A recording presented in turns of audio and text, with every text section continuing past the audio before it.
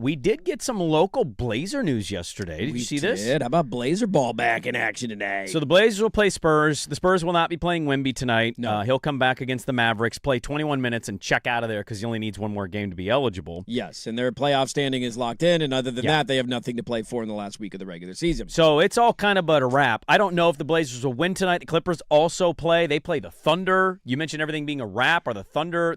Yeah, the Clips got to win last night, so they're one full game ahead of the Blazers. With 3 games to play. Everybody's got 3 left, but and they have got a head-to-head Thunder. left. Yes, and a head-to-head on Friday. And then Friday here in Portland. So depending how tonight goes, Friday could be... For all the marbles. The next biggest game in the last 4 or 5 years. We got a lot of big games. We finally got some big games. It's been a while. And some of the news that came out yesterday is... Vit Krejci upgraded to Yes! Woo-hoo-hoo-hoo! No longer will I have to see him in those massive pants he wears every single game because massive pants are back in style. Very big pants. My nephew wears very big pants. What's with that? Like Jinko's back? Yeah, but like the pants that like we didn't wear in massive wise, they were they were almost the emo goth kids. Yes. I never those pants. were the they were not the popular kid pants. No, they weren't the good baggy pants. They were the why are they so wide? We wore jeans that were too big and that were down below our ass over a pair of basketball shorts. That was normal. With rubber bands at the bottom. Nothing wrong about that whatsoever in terms of youth dress code. But the huge like parachute looking pant things, I don't understand why those are back in style. My sag level did go. I had a PE teacher named Tim Mitchell, and he's one of my favorite teachers of my life. But he was always telling you to pull your pants up. Pull your pants up. Tim, you did not mess with Tim Mitchell, man. Like, he had the full look of somebody that if anything goes down, right, you wanted nothing to do with Tim Mitchell. No. Right. He had the dreads back in the day. Always had a little air to himself, like he got to a certain level before school started, if you catch my drift. He was feeling high. Love that guy. One of my all-time favorite humans. But I will never forget the sag level in which I had my pants in high school. It went from one level to another level because one day in PE there was like me and 4 others, and he told us about, sagging your pants, and he's basically like, prison, you'd be a bitch with those pants. And I was like, all right. Okay, alrighty. Alrighty. Right I was up. thinking of dudes. That's advertising behind bars.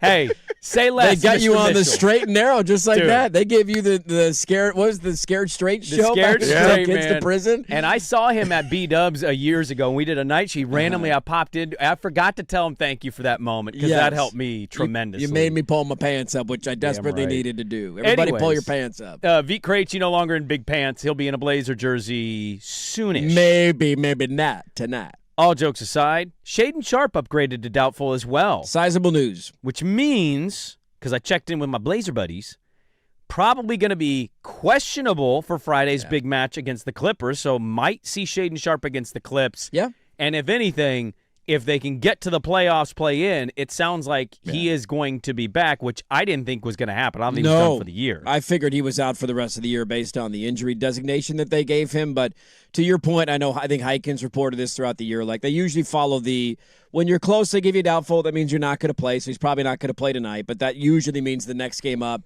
you'll be upgraded to questionable or a game-time decision, and then you're maybe going to get some minutes. So, I mean, there's a lot of follow-up questions of, one, how many more games are the Blazers actually going to play? Is it 3 regular season games, 2 play-in games, and you're done? Is it, right, are you going all the way to the first round? Are you winning the play-in and finding your way in and getting 4 playoff games, probably at most? So we don't know how many he'll actually end up being able to play, and we also don't know what the minutes restrictions will be because he will be on, as everybody else has been when they've come back from injuries, on a certain minutes restriction. He'll be coming off the bench, so you're not going to see 30 minutes and a high volume of shots, I would imagine. But just nice to see him back healthy and seemingly better than we imagined he would be at the end of the year. Yeah, I think that's kind of what I'm curious about is for something that I thought was done. Yeah. I mean, there's kind of It doesn't really change anything for me, though, at the end of the season. Well, for me, this kind of speaks to a couple things. I don't think they're not jeopardizing Shaedon's health, right? So he's clearly progressed to the point where he can come back and play. I also don't want to overlook the fact of how important it'd be for the organization to be in the playoffs financially. Oh, they would make a lot of money. And what's Tom Dunn after? You get a play-in home game, which you're likely to get, and then you get. Well, if you don't maybe get the true. 8 seed, you're going to be the road team. Yes. Well, I know you'd host the 10. But so if you lost, you'd host the second Yeah, but if game. you- So you're getting at They're least going to one. host one play-in you game get no the matter Warrior what. game. And You're that's a getting- good game. That's Steph Curry coming to your building. If that's the matchup. So that's It's a going to sell out. sizable game right Yeah. there. Probably a lot of Warrior fans in town. Yep. Yeah, the financial reasons are why they want to make it. That gate money for 2 home playoff games, if you get to the first round of the playoffs, is a lot of money, and it's something the organization hasn't had in a long time. And I just, I think the tough part when you come back from an injury after being gone for X amount of weeks, I don't even know how many weeks it's been at this point. It's been a while. I'll see when the last time he 6-7 played a game. weeks. I mean, Yeah. it feels like forever ago he got hurt and he's been out. I just, the expectation of what he's going to be, how he's going to fit back in the rotations. What are those rotations for Tiago Splitter? I mean, can we play him over Chris Murray? Is that too much to ask? Oh, yeah, without a doubt. All Chris Murray does better than Shaedon Sharpe is rebound offensively. There was this That's stat it. floating around. Chris Murray is the worst shooter in basketball. He's like literally Yeah. the worst shooter in the league. Yeah. He's shooting like 20% from 3. And I know he kind of gets a little credit defensively. I don't think he's particularly that great defensively. I think he's an okay help defender. I'm sure he's fine. But I've watched several players beat him one-on-one, so I'm not really that impressed. I literally think he only plays the offensive rebound. I'm tired of hearing about him making shots in practice. Like, I don't care. Right. Clearly Good is not impacting the game. Can we not play him anymore? Nice Totally first-round get it. pick. Last game for Shaedon, February 6th. God, dude. So just over 2 months, 2 months against ago. Memphis. He played 14 minutes, got hurt. That in the was first, Scoot's return that game, was and they didn't Scoot's play return together. game, and he was out Yeah. 14 minutes into the game. That's right. I'm looking forward to seeing him, though. Yeah, I mean, just having him out there will be nice. Ultimately, it doesn't change a lot for where I think they're going to go. Like, I don't look at them now and say, "Oh, okay, see, look out, baby." Oh no, I think Like, nobody's there's none doing of that. I don't even know if it changes my thought on them winning the play-in. Right? I mean, they got a chance to Does do it change your mind if he plays? I'm very curious about Friday because He's not going to play that many minutes, though. Like, that's the tough part. Like, how many minutes do we think he's going to play on Friday?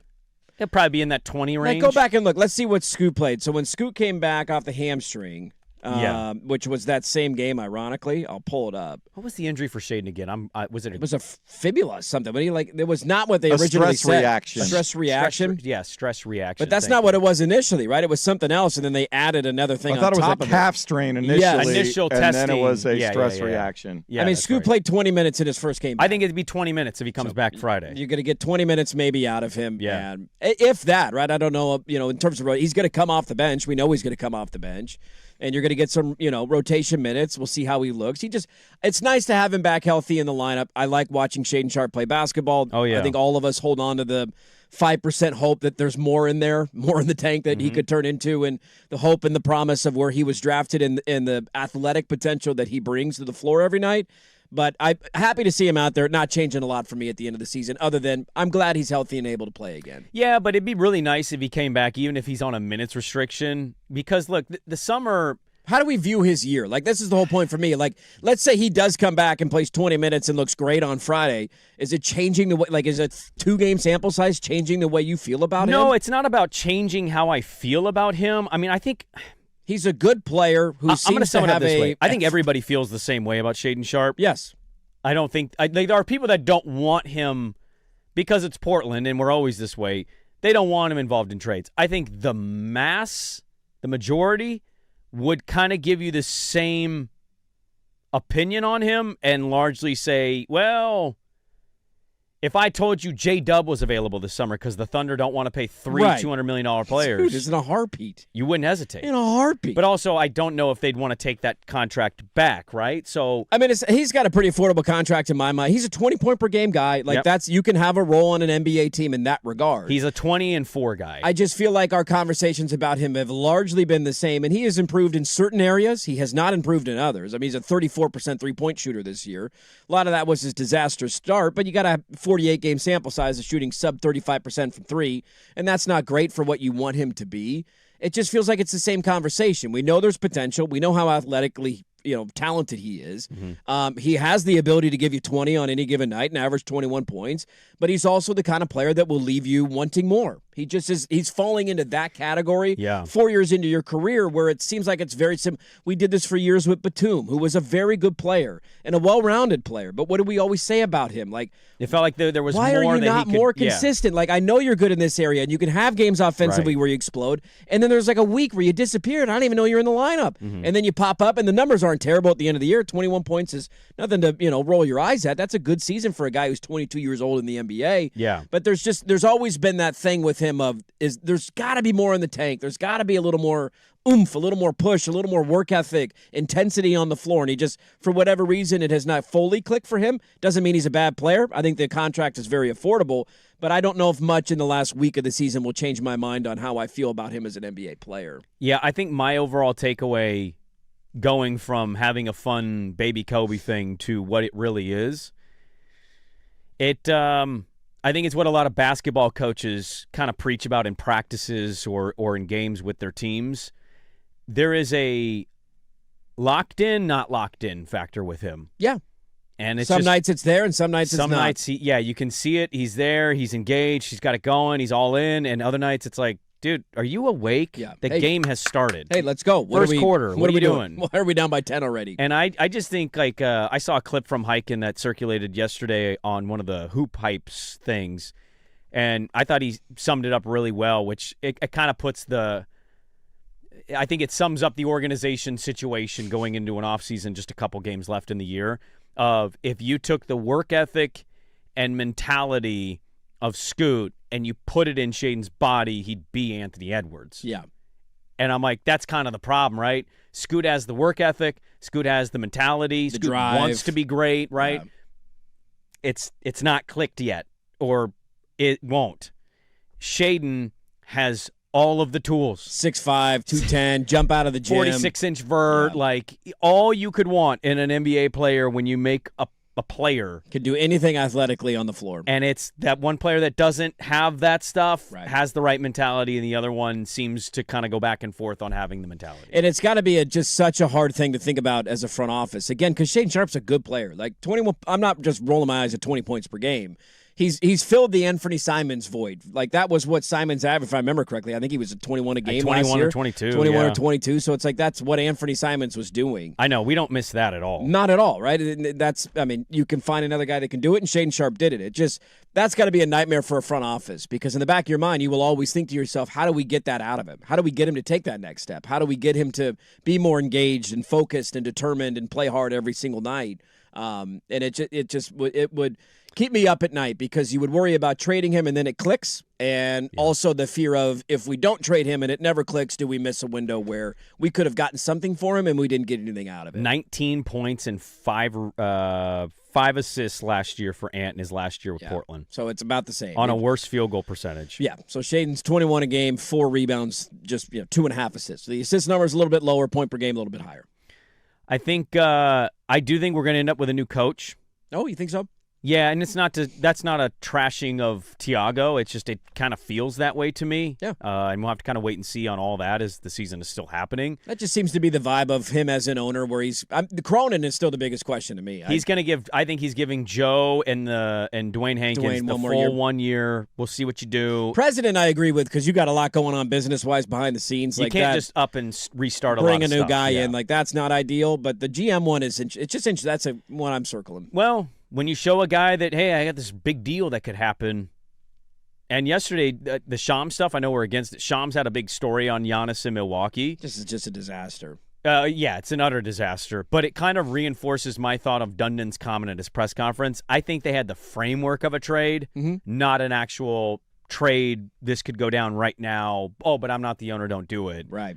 Because Portland was not listed on the Shams article. Every team that was, and Portland was not one of them. They were not on that list. Not saying they can't be or they weren't. It was more like, maybe it wasn't Giannis. Maybe it was somebody else. Maybe it was Harden randomly. James Harden. Eat a lot of crow on that one if he wins us anything. Yeah. I take it all back. Would he be our best player? Yes. Yes, he would. Absolutely. But to your point yesterday on the Shaedon Scoot stuff, the unfortunate nature is, even though they gave Shaedon the deal, the $90 million deal, the reality is that, like, now we go forward with Tumani, Denny, Donovan. Yeah, it's pivoted. It's no longer Shaedon Scoot. No. What can you get? What are they? Back-to-back top 10 picks. They're here. But it's not about them. Those three are far more important than the other two. Still happy for him, the fact that he's back in the lineup. I hope he gets a chance to play Friday, and he looks good doing it. I'm always rooting for Shaedon Sharpe. And we'll see what they do tonight. I know we'll talk about that at the back end of the show as they get ready to take on the Spurs, who will probably be without Wemby tonight. But doesn't mean it's a guaranteed win either, because they've been pretty good without him at times. They have. They're still a feisty, pretty athletic young team.